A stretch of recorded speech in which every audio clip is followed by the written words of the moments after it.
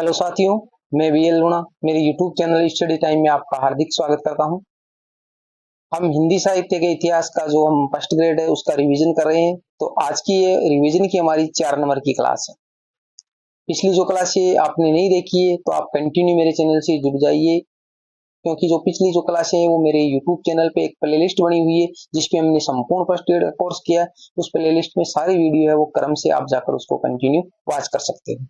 Video पसंद आती है तो इसको लाइक करिए, अपने दोस्तों के साथ में भी शेयर कीजिए, जो फायदा आपको मिले अपने दोस्तों को भी मिले। किसी भी प्रकार का डाउट कंफ्यूजन होता है तो आप निसंकोच मेरे को कमेंट करके बोल सकते हैं। बिना समय गमाए हम शुरुआत करते हैं आज के हमारे पहले क्वेश्चन की। तो आज का हमारा जो पहला क्वेश्चन है वो है निम्न में से शुद्ध शब्द है, यानी जो शुद्ध शब्द है वो हमारे को छांट रहा है। तो देखो, अ में दे रखा अधिकार, ब में दे रखा तदनुकूल, स में दे रखा वाल्मीकि और द में दे रखा है ये सभी। तो कहने का मतलब जो हमारा आंसर है वो ये सभी है। अनधिकार है तो इसके अंदर संधि काम कर रही है, अन जिसके हलंत लगा हुआ है और अधिकार, इस प्रकार बना है ये सब। तदनुकूल में तत् के हलंत लगा और अनुकूल मुख्य शब्द है। फिर वाल्मीकि है तो वाल्मीकि वो ऐसे लिखा जाता है। अब मैंने जो यहाँ पर वो शब्द लिए हैं जो बार बार एग्जाम में पूछे जाते हैं और कंफ्यूजन करते हैं। तो अनधिकार है, कहीं लिखा होता है अनाधिकार तो वो गलत हो जाता है, संधि के हिसाब से ये शुद्ध है। तदानुकूल लिखा हुआ आता है वो भी गलत है, तदन अनुकूल होता है। तो इस प्रकार ये जो शब्द है जो बार बार हमारे नजर में आते हैं और वो गलत हो जाते हैं, क्योंकि जो आम भाषा में हम उसी प्रकार के बोलते हैं और जैसा बोलते हैं वैसा हम करते भी है। तो वाल्मीकि उसके अंदर क्या होता है कि वाल्मीकि कहीं जगह इस प्रकार लिखा हुआ होता है क्योंकि ये ऐसा अच्छा लगता है, ऐसा अच्छा लगता है। तो की मात्रा इसके अंदर छोटी आती है तो ये वाल्मीकि इस प्रकार लिखा जाएगा। तो ये सारे शब्द है वो शुद्ध है। अब मैंने व्याख्या के अंदर कुछ शब्द लिए हैं जो बार बार हम गलती करते हैं, उन गलतियों को हमें सुधारना है। तो देखिए व्याख्या के अंदर जैसे 23 तो इसको 23 बोल देते हैं, 24 को 24 बोलते हैं, 39 को हम 39 बोलते हैं, 43 को 43 बोलते हैं, 49 को 49 बोलते हैं, 53 को 53 बोलते हैं, 54 को 54 बोलते हैं, 63 को 63 बोलते हैं, 85 क्यों 85 बोलते हैं और 92 को 92 बोलते हैं। तो ये जो कुछ है जो हमने यहाँ पर लिए, बाकी जो हिंदी का जब हमने सिलेबस किया है तो शब्द शुद्धि के अंदर मैंने ये पूरे 1 से लेकर 100 तक के वो सारे है वो अंक है उसको मैंने लिखा है अच्छे से। तो आप जाकर वो क्लास अगर नहीं देखी तो देख लीजिए। वो यहाँ पर मैंने मुख्य मुख्य शब्द लिए हैं जो ज्यादा गलतियां होने की चांस होते हैं और ज्यादा इससे संबंधित क्वेश्चन पूछे जाते हैं। फिर जो कवित्री है, रचयिता है, मिष्टान है, पांचवा है, त्योहार है, पड़ोसी, पत्नी, दिवारात्र, पूज्य, बीमार, अंतर्धान, अधिशासी, खंभा, उपलक्ष्य, गणमान्य, अहल्या, गजानन। तो ये जो सारे शब्द है वो सारे ही कंफ्यूजन करने वाले है और ये अक्सर हमारे एग्जाम में गलत हो जाते हैं। इन शब्दों को दिमाग में इसकी डिजाइन सेट कर लीजिए, ये शब्द ऐसे ही लिखे जाते हैं। कुछ के अंदर संधियों के नेम काम कर रहे हैं, कुछ के अंदर नहीं काम कर रहे हैं, परंतु ये सारे शब्द है वो एग्जाम की दृष्टि से मोस्ट है, इसलिए मैंने यहाँ पर लिए। तो इन शब्दों को रट लीजिए। आगे डेट हमारा 2 नंबर का क्वेश्चन है, वह सबसे सुंदरतम कमीज है, वाक्य में किस शब्द में गलती है। तो देखिए वह सबसे जो सुंदरतम है, यहाँ पर जो ये जो है ना यहाँ तक का सुंदरतम, अब इसके अंदर गलती यह है कि वह सबसे सुंदरतम कमीज है, इसको हम लिखेंगे वह सबसे सुंदर सुंदर कमीज है। कहने का मतलब वह सबसे सुंदर कमीज है, या तो इस प्रकार लिखेंगे या फिर लिखेंगे वह सुंदरतम कमीज है, वह सुंदरतम कमीज है। इसका मतलब ये हुआ कि जो इस सबसे और सुंदरतम है दोनों शब्द एक साथ नहीं आएंगे। देखने में हम लिखेंगे वह सबसे सुंदरतम कमीज है तो हमारे को पता नहीं चलेगा शब्द शुद्धि का वाक्य। ऊपर वाला मैंने एक क्वेश्चन है वो शब्द शुद्धि से लिया, ये शब्द जो वाक्य है ना वाक्य शुद्धि उससे है। तो हमारे ये याद रखना है कि सबसे और सुंदरतम दोनों चीजें एक साथ नहीं आएगी, या तो लिखेंगे वह सबसे सुंदर कमीज है या लिखेंगे वह सुंदरतम कमीज है। अब व्याख्या देखिए, व्याख्या की बात करें तो देखो सुंदरतम सबसे और तम प्रत्यय एक साथ नहीं आएगा, तो यहाँ पर या तो सुंदर ही लिखेंगे, ठीक है। वह सबसे सुंदर कमीज है, ये जो सबसे और तम ये प्रत्यय है, सबसे और तम प्रत्यय ये दोनों एक साथ नहीं आते, इसको आप अच्छे से दिमाग में रख लीजिए। आगे और देखते हैं, आगे लिखा शे और तर्क एक साथ नहीं, कहने का शे और तर्क। जैसे हम लिखे दो में जैसे तुलना हो रही, वह राम से सुंदर है, वह राम से सुंदर है। तो यहाँ पर हमने से लिख दिया, या फिर लिखेंगे वह सुंदर तर है। जिस प्रकार तम था उस प्रकार तर। तो कहने का तम का मतलब होता है कि पूरी क्लास में जैसे सुंदर हो, सब में सारे में एक जगह अकेला कोई सुंदर हो तब वो तम का प्रयोग होता है। और जब दो में तुलना की जाती है वहां पर तर प्रत्यय का प्रयोग होता है। तो या तो हम से लगाएंगे या तर, यानी वह सबसे सुंदर है, वह या वह राम से, सॉरी वह राम से सुंदर है, तब तो ये लगाएंगे, और या लगाएंगे वह सुंदरतर है। दो में जो प्रत्यय तर का मतलब है वो उससे सुंदर है, यानी राम से सुंदर है। या यहाँ पर लिख दें वो राम से सुंदरतर है। इस प्रकार यानी कहने का मतलब आपको ध्यान में ये रखना है कि तर और जो से प्रत्यय वो दोनों एक साथ नहीं लगाने हैं। सौंदर्यता, तो इसमें ता और ये प्रत्यय, या तो लिखेंगे हम सुंदर और या लिखेंगे सौंदर्य।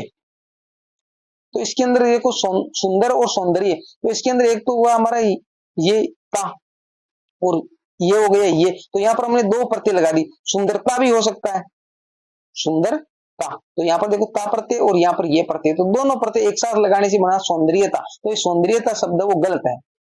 माननीय में ये और अन्य प्रत्यय दोनों एक साथ नहीं आएंगे, या तो लिखेंगे मान्य, या तो लिखेंगे मान्य, या लिखेंगे माननीय। दोनों में कहने का मतलब यहाँ पर अन्य और ये प्रत्यय दोनों एक साथ आए, तो माननीय शब्द वो गलत है, ऐसे हम नहीं लिखेंगे। ठीक, एक बार मैं इरेज कर लेता हूं।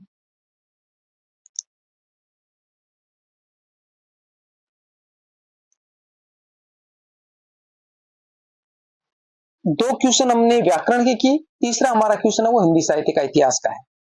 The modern vernacular literature of Hindustan पुस्तक के लेखक है, तो the modern vernacular literature of Hindustan है, इस पुस्तक के लेखक है वो हमारे जॉर्ज इब्राहिम ग्रियर्सन है।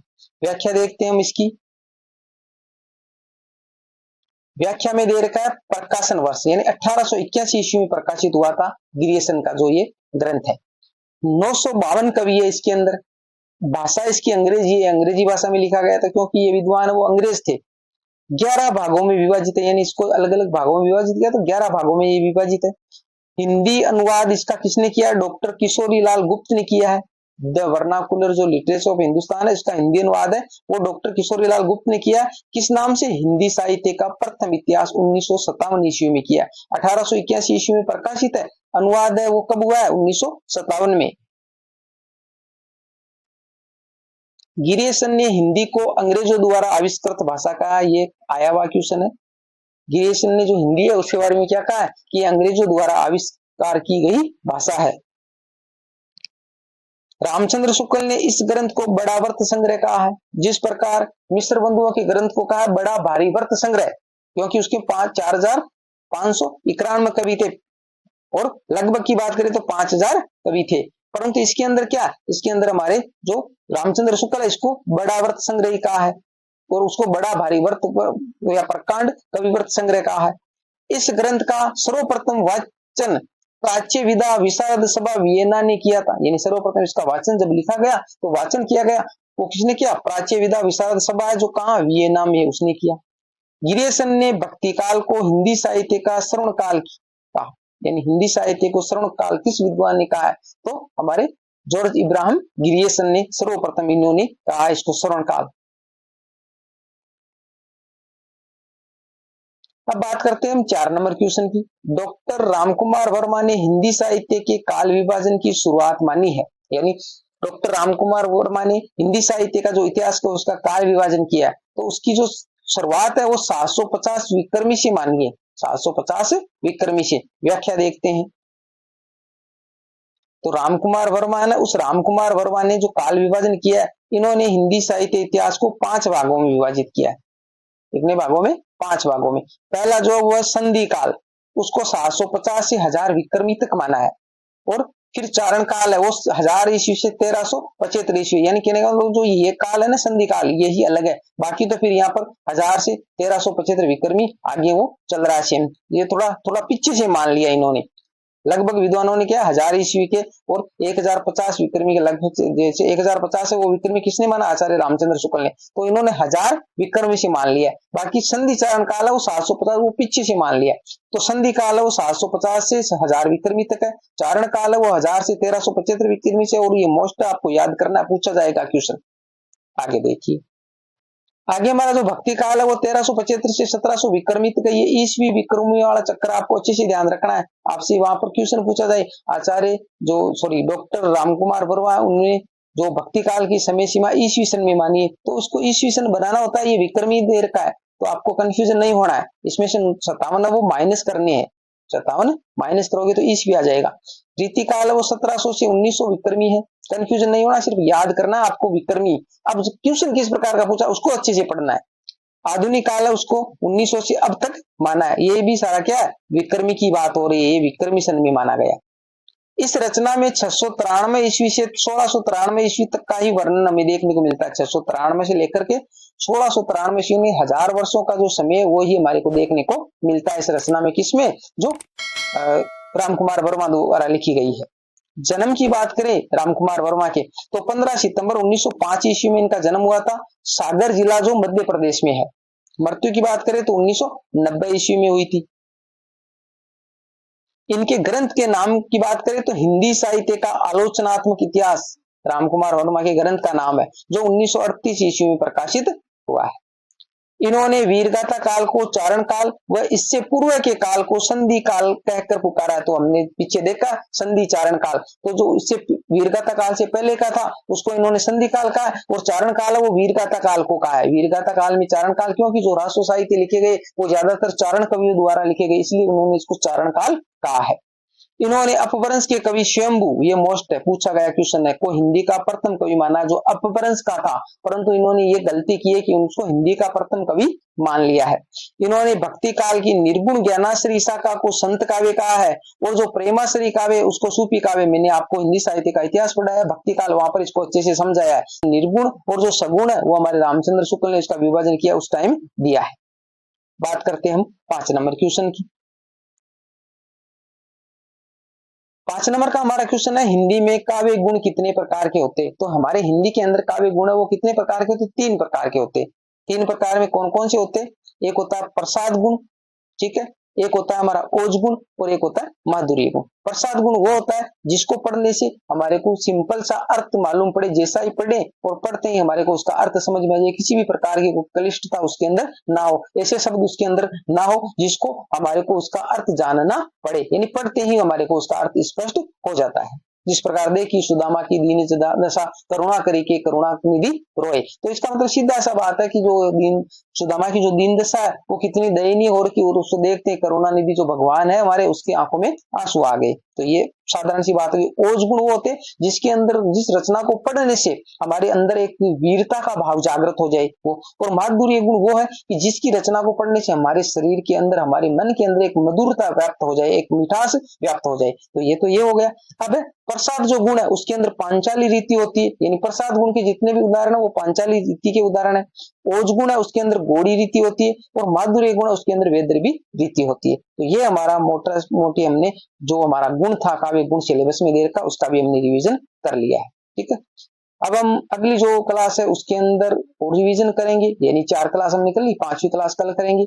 ऐसे हम 2 क्वेश्चन है वो हिंदी साहित्य के इतिहास के, 2 व्याकरण के, एक हमारा काव्य शास्त्र का। ऐसे करते करते हम संपूर्ण जो हिंदी है उसका हम रिवीजन अच्छे से कर लेंगे, यानी 15-20 दिन का जो हमारा टाइम बचा उस टाइम में हम अच्छे से इसको रिवीजन करेंगे, अच्छे से मैनेज करते हुए चलेंगे। वीडियो पसंद आई है तो इसको लाइक करिए, अपने दोस्तों के साथ में भी शेयर कीजिए, ठीक है। मिलते हैं अगली वीडियो में, तब तक के लिए जय भीम जय भारत।